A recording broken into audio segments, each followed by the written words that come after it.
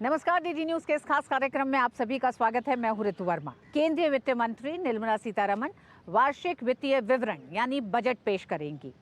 आमतौर पर आप और हम सभी बजट शब्द का खूब इस्तेमाल करते हैं, लेकिन क्या हम जानते हैं कि बजट होता क्या है? किस तरह से सरकार बजट पेश करती है? बजट कितने तरह का होता है? और सरकार टैक्स से इतर किन किन माध्यमों से अपनी कमाई करती है? तो इन तमाम सवालों के जवाब लेकर आए हैं हम इस कार्यक्रम में। साथ ही आपको बताएंगे कि किसी देश के लिए बजट आखिर क्यों इतना महत्वपूर्ण होता है। तो आइए शुरुआत करते हैं इस कार्यक्रम की और जानते हैं बजट से जुड़ी तमाम उन जानकारियों को जो आपके लिए जानना जरूरी है।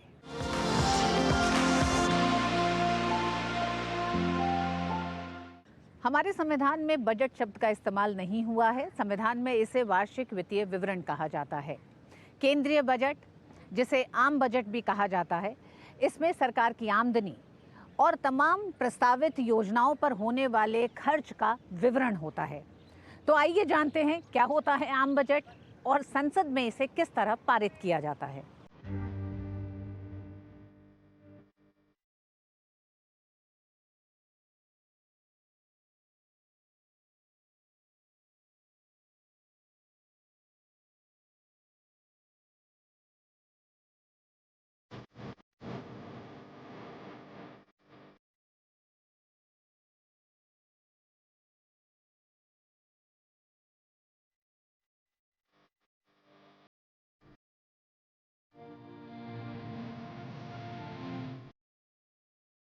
बजट एक ऐसा शब्द है जिसे हम अक्सर अपने आम जीवन में इस्तेमाल करते हैं।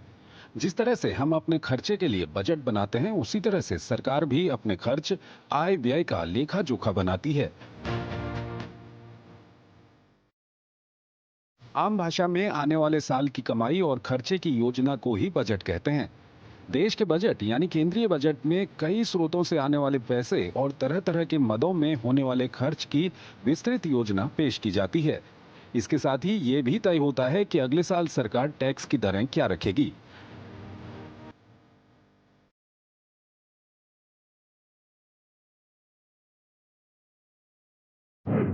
बजट एक सरकारी डॉक्यूमेंट होता है जिसमें सरकार की कमाई और खर्च का ब्यौरा होता है। इसमें पिछले एक साल का ब्यौरा शामिल किया जाता है। इसके अलावा सरकार अगले वर्ष किस मद में कितना खर्च करेगी, इसकी जानकारी भी बजट में होती है। साथ ही इसमें भावी योजनाओं का भी जिक्र होता है। इस तरह बजट को गौर से देखने पर यह साफ होता है कि इसमें 3 साल के आंकड़े होते हैं। सरकार तो चलेगी बजट से, बिना धन के सरकार कैसे चलेगी। लेकिन सरकार भी अगर धन इस्तेमाल करेगी तो भारत की संचित निधि में से धन निकालने का एक तरीका बताया है। वो तरीका है आर्टिकल 112 में ये व्यवस्था दे रखी है कि आप पहले एस्टीमेट पेश करेंगे, यानी कि संसद के आगे सबसे पहले आप लोकसभा में ये बताइए कि आपने पुराने बजट में क्या किया और आगे की आपकी प्लानिंग क्या है। लोकसभा में ये अधिकार है।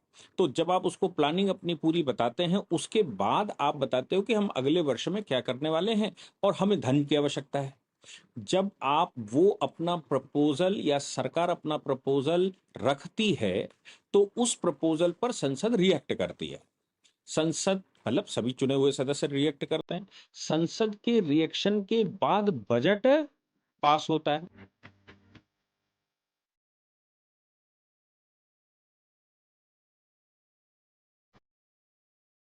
हालांकि संविधान में कहीं भी बजट शब्द का प्रयोग नहीं किया गया है। दरअसल बजट शब्द फ्रेंच भाषा के बुजेट से निकलता है, जिसका अर्थ होता है चमड़े का थैला। पहली बार इस शब्द का प्रयोग इंग्लैंड में 1733 में किया गया था, जब एक समाचार पत्र ने एक कार्टून प्रकाशित किया जिसमें चांसलर वालपोल को बैग खोलते दिखाया गया था। उसका शीर्षक था बजट खोला गया। तब से यह शब्द अंग्रेजी में चल गया और वहीं से इसे हिंदी में अपनाया गया। बोलचाल की भाषा में जिसे हम आम बजट या केंद्रीय बजट कहते हैं, उसे संविधान के अनुच्छेद 112 में एनुअल फाइनेंशियल स्टेटमेंट यानी वार्षिक वित्तीय विवरण कहा गया है। अनुच्छेद 112 में कहा गया है कि राष्ट्रपति प्रत्येक वित्तीय वर्ष के संबंध में संसद के दोनों सदनों के समक्ष भारत सरकार की उस वर्ष के लिए प्राक्कलित प्राप्तियों और व्यय का विवरण रखवाएंगे, जिसे इस भाग में वार्षिक वित्तीय विवरण कहा गया है। केंद्रीय बजट में मुख्य तौर से 7 दस्तावेज शामिल होते हैं। ये दस्तावेज हैं वित्त मंत्री का बजट भाषण, वार्षिक वित्तीय कथन, बजट का सार, वित्त विधेयक, बजट प्राप्तियां, बजट व्यय और अनुदान की मांग। पहले बजट को पार्लियामेंट में प्रेजेंट किया जाता है, फिर पार्लियामेंट में उस पर आपने देखा होगा डिस्कशन करा जाता है। थर्ड स्टेप में पार्लियामेंट में डिफरेंट डिपार्टमेंट्स की कमेटी हैं, जहां किस किस मद में किस किस प्रक्रिया के तहत अलग अलग ग्रांट्स दी जाती हैं, तो अलग अलग डिपार्टमेंट से जो डिमांड आती है उस पर डिस्कशन किया जाता है। फिर अप्रोप्रिएशन बिल पास किया जाता है और लास्ट में हमारा जो फाइनेंस बिल है उसको पास किया जाता है। वित्त मंत्री के बजट भाषण में 2 हिस्से होते हैं, पार्ट ए और पार्ट बी। पार्ट ए में हर सेक्टर के लिए आवंटन का मोटे तौर पर जिक्र होता है। इनके लिए सरकार की नई योजनाओं का ऐलान होता है। इससे सरकार की नीतिगत प्राथमिकताओं का पता चलता है। पार्ट बी में सरकार के खर्च और पैसा जुटाने के लिए टैक्स से जुड़े प्रस्ताव होते हैं, यानी आम बजट में सरकार की आर्थिक नीति की दिशा दिखाई देती है। इसमें मंत्रालयों को उनके खर्चों के लिए पैसे का आवंटन होता है। इसमें आने वाले साल के लिए कर प्रस्तावों का ब्यौरा पेश किया जाता है। गवर्नमेंट अपनी प्लानिंग लाती है कि वो क्या करना चाहती है। भाई टैक्स लाना चाहती है, टैक्स की जो ऑलरेडी स्लैब्स हैं उसमें बदलाव करना चाहती है, घटाना चाहती है, बढ़ाना चाहती है, नए टैक्स लगाना चाहती है। ये सारे प्रपोजल्स आते हैं। रेलवे के आते हैं, अब बजट के साथ मर्ज हो गया रेलवे बजट, तो उसमें आ रहे हैं आपके फ्रेट बढ़ रहे हैं, कम हो रहे हैं। आपको कैपिटल एक्सपेंडिचर क्या रखना है गवर्नमेंट को, क्योंकि मेजर एक थ्रस्ट एरिया जो बजट का होता है वो कैपिटल एक्सपेंडिचर होता है। जो गवर्नमेंट का सिर्फ खर्चा ही खर्चा होता है, उससे रेवेन्यू कुछ नहीं होती। और ये गवर्नमेंट का एक ग्रोथ स्टोरी के लिए कैप एक्सपेंडिचर बहुत जरूरी है। बजट पेश करने की प्रक्रिया के तहत वित्त मंत्री लोकसभा में बजट भाषण पढ़ते हैं। बजट भाषण के पढ़े जाने के बाद बजट उपायों पर एक आम चर्चा होती है। बहस में हिस्सा लेने वाले सदस्य बजट के प्रस्तावों और नीतियों पर चर्चा करते हैं। इस आम चर्चा के बाद संसद की कार्यवाही आमतौर पर कुछ दिनों के लिए स्थगित की जाती है। इस दौरान विभागों की स्थायी समितियां मंत्रालयों के अनुमानित खर्चों का विस्तार से अध्ययन करती हैं। इन्हें डिमांड्स फॉर ग्रांट्स यानी अनुदान मांग कहा जाता है। समितियां इसके बाद हर एक मंत्रालय की डिमांड्स फॉर ग्रांट्स पर अपनी रिपोर्ट जमा करती हैं। समितियों की रिपोर्ट जमा करने के बाद अलग अलग मंत्रालयों की अनुदान मांगों पर लोकसभा में चर्चा और वोटिंग होती है। बजट पास होने की अंतिम तारीख तक जिन डिमांड्स पर वोटिंग नहीं हो पाती है, उन सभी पर एक साथ वोटिंग हो जाती है। अनुदान मांगों को एप्रोप्रिएशन बिल में समाहित किया जाता है। इसे संसद से पास किया जाना जरूरी है। तभी सरकार द्वारा पारित खर्चों के लिए कंसोलिडेटेड फंड यानी संचित निधि से रकम निकाली जा सकती है। आखिर में फाइनेंस बिल पर वोटिंग होती है। फाइनेंस बिल के पास होने के साथ ही बजटीय प्रक्रिया समाप्त हो जाती है। आपने बजट तो पास कर दिया, वित्त विधेयक पास कर दिया, लेकिन जब तक अप्रोप्रिएशन बिल पास नहीं होगा वो सिर्फ बजट ही रह जाएगा। अप्रोप्रिएशन बिल ये है कि जो कंसोलिडेटेड फंड ऑफ इंडिया है उससे गवर्नमेंट ऑफ इंडिया फंड निकालती है जो वित्त विधेयक में पास हुआ है। बजट का मकसद देश की अर्थनीति को एक दिशा देना होता है। आमदनी और खर्च की योजना बनाकर आर्थिक हालात को नियंत्रण में रखने की कोशिश की जाती है। बजट का मकसद सरकारी खर्चों पर नियंत्रण करने के साथ ही विकास कार्यों को गति देना होता है।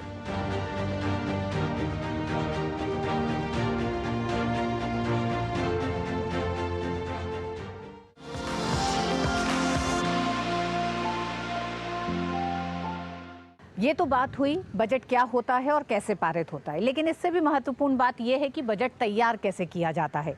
इतने बड़े देश और उसके लोगों के कल्याण से जुड़ी हर बात को शामिल करना एक बेहद बड़ी प्रक्रिया है और एक मुश्किल प्रक्रिया भी है। इसलिए बजट बनाने की प्रक्रिया बेहद जटिल और गोपनीय होती है। वित्त मामलों से जुड़े तमाम विशेषज्ञों के साथ कई दौर की बैठक, मंथन और विचार विमर्श के बाद बजट तैयार किया जाता है। आइए आपको बताते हैं कि किस तरह से ये पूरी प्रक्रिया संपन्न होती है और कैसे तैयार होता है बजट।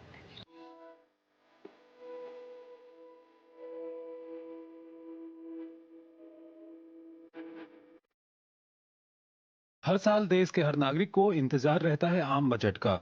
वित्त मंत्री के पिटारे से आम लोगों के लिए राहत या कोई कड़वी घुट्टी, ये जानने की उत्सुकता हर किसी को होती है। लेकिन इससे भी दिलचस्प है बजट बनने की प्रक्रिया। आमतौर पर बजट की तैयारी कई महीने पहले से शुरू हो जाती है। और कई प्रक्रियाओं से गुजरने के बाद तैयार होता है देश का आम बजट।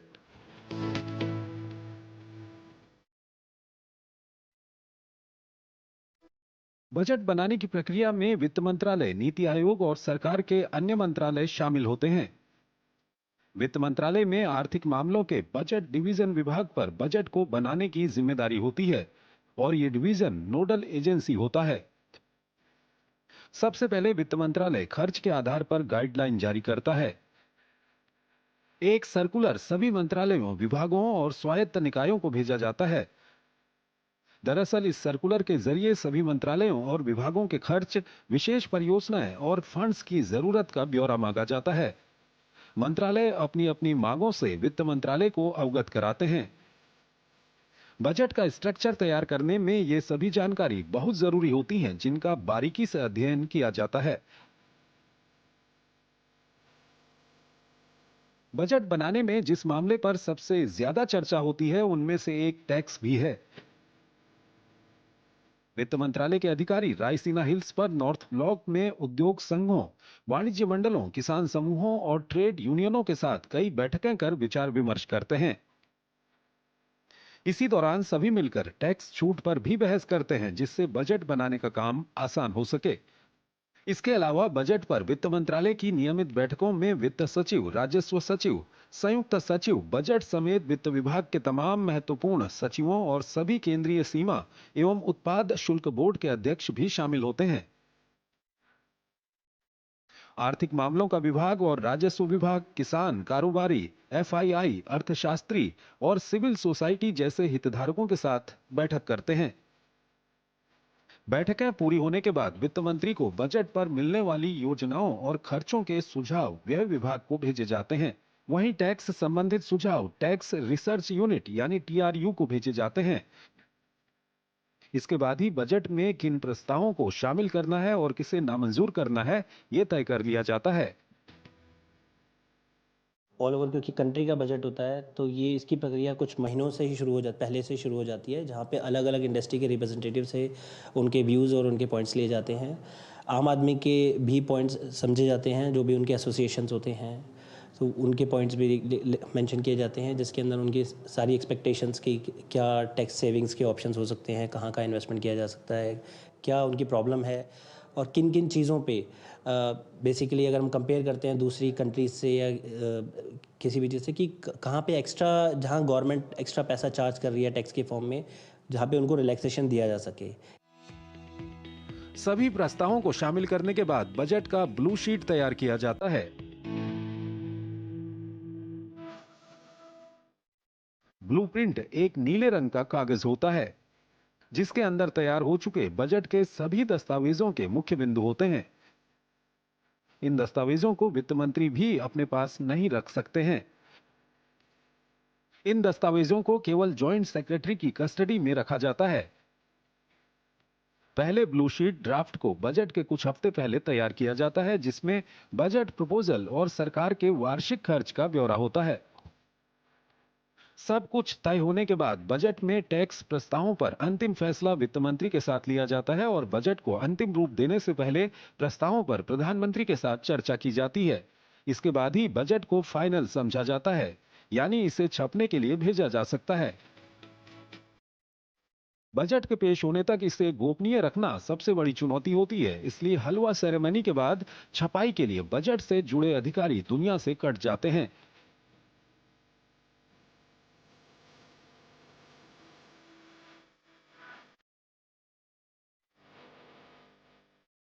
इस सेरेमनी के बाद बजट के डॉक्यूमेंट्स की आधिकारिक छपाई का काम शुरू हो जाता है।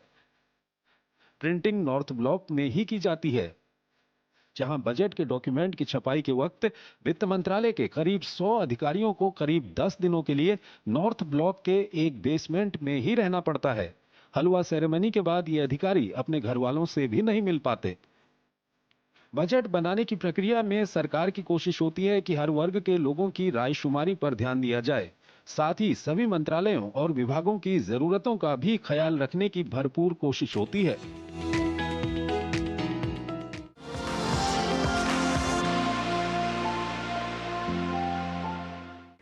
भारत भारत के आम बजट पर देशवासियों की पैनी नजर रहती है और बजट के पास होने के बाद सबसे ज्यादा चर्चा यही होती है कि किसे क्या मिला।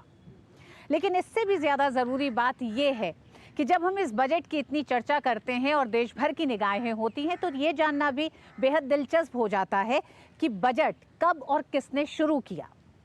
तो आइए जानते हैं कि बजट का इतिहास क्या रहा है और अभी तक का सफर कैसा रहा है।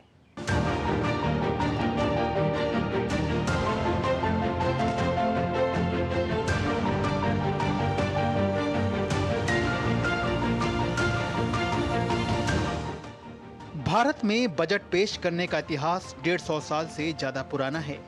भारत में सबसे पहले बजट पेश करने का श्रेय 1860 में तत्कालीन अंग्रेज फाइनेंस मेंबर जेम्स विल्सन को जाता है।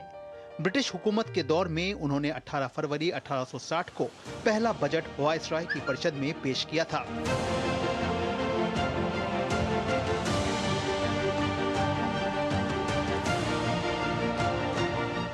वहीं आधुनिक भारत में बजट परंपरा की जड़ें 1944 के बॉम्बे प्लान से जुड़ी हुई हैं, जब जॉन मथाई, जीडी बिरला और जेआरडी टाटा ने भारत के आर्थिक विकास की योजना के नाम से एक दस्तावेज पेश किया था।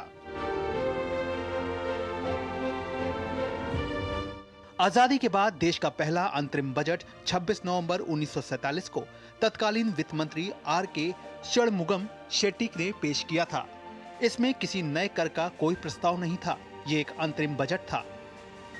दरअसल अंतरिम बजट तब पारित किए जाते हैं जब लोकसभा का विघटन नजदीक होता है या नई सरकार निर्वाचित होकर आई हो और उसके पास बजट की तैयारी के लिए पर्याप्त समय नहीं हो। आर.के. षणमुगम शेट्टी के बाद जॉन मथाई आजाद भारत के दूसरे वित्त मंत्री बने। उन्होंने 1949-50 और 1950-51 के 2 बजट पेश किए। 1950-51 का बजट गणतंत्र देश होने के बाद पेश होने वाला भारत का पहला बजट था। इस तरह जॉन मथाई ने गणतंत्र भारत का पहला बजट 28 फरवरी 1950 को पेश किया था। इस बजट में पहली बार योजना आयोग और पंचवर्षीय योजना का जिक्र किया गया। अगले वित्त मंत्री सी.डी. देशमुख बने, जो भारतीय रिजर्व बैंक के पहले गवर्नर भी थे। उन्होंने 1951-52 का अंतरिम बजट प्रस्तुत किया था। देश में पहला आम चुनाव दिसंबर और फरवरी 1952 के बीच संपन्न हुआ था।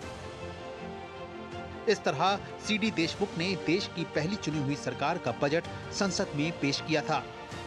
1955-56 से पहले बजट सिर्फ अंग्रेजी भाषा में ही तैयार होता था, लेकिन तत्कालीन वित्त मंत्री सी.डी. देशमुख की पहल पर पहली बार 1955-56 से बजट के पेपर हिंदी में छपने लगे।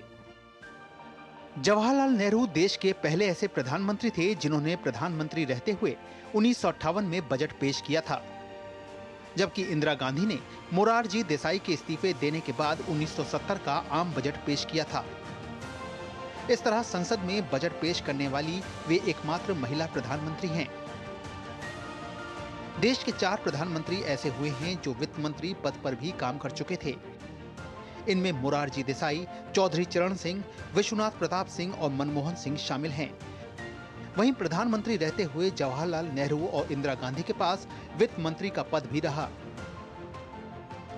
देश में सबसे ज्यादा बार बजट पेश करने वाले वित्त मंत्री की बात करें तो यह रिकॉर्ड मोरारजी देसाई के नाम है। उन्होंने कुल 10 बार बजट पेश किया। इसमें 8 बार वार्षिक बजट और 1962 और 1967 में 2 बार अंतरिम बजट शामिल है। 1964 और 1968 का आम बजट मोरारजी देसाई ने अपने जन्मदिन के दिन पेश किया था और ऐसा करने वाले वे एकमात्र वित्त मंत्री हैं। भारत के वित्त मंत्री के रूप में मोरारजी देसाई ने लगातार 6 बार बजट पेश किए थे। निर्मला सीतारमण 2019-20 का केंद्रीय बजट पेश करने वाली देश की पहली महिला वित्त मंत्री बनी। उनसे पहले इंदिरा गांधी ने 1970 में बजट पेश किया था, लेकिन तब वह देश की प्रधानमंत्री थीं और वित्त मंत्रालय का प्रभार भी संभाला था।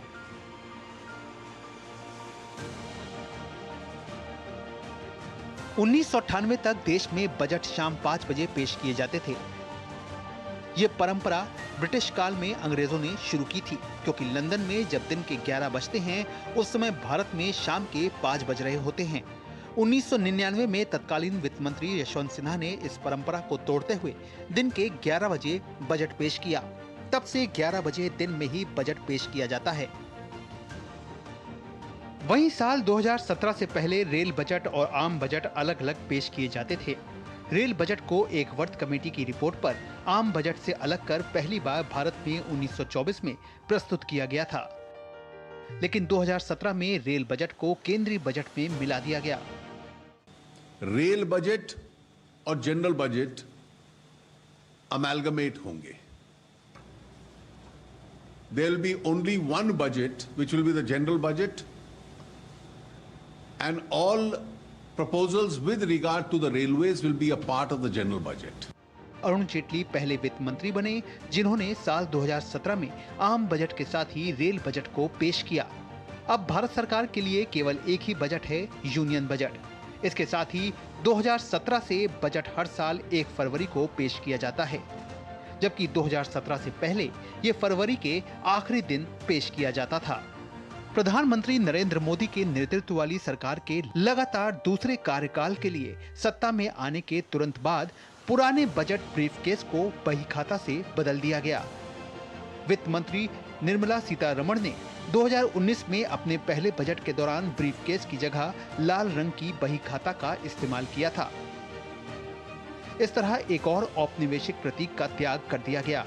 वहीं वित्त मंत्री निर्मला सीतारमण ने 2021 में पहली बार पेपरलेस बजट पेश किया। भारत सरकार के बजट में हर आमो खास का ध्यान रखा जाता है। कई बजट ऐतिहासिक और यादगार बन गए, जिनमें देश को मजबूत बनाने के लिए अहम फैसले लिए गए।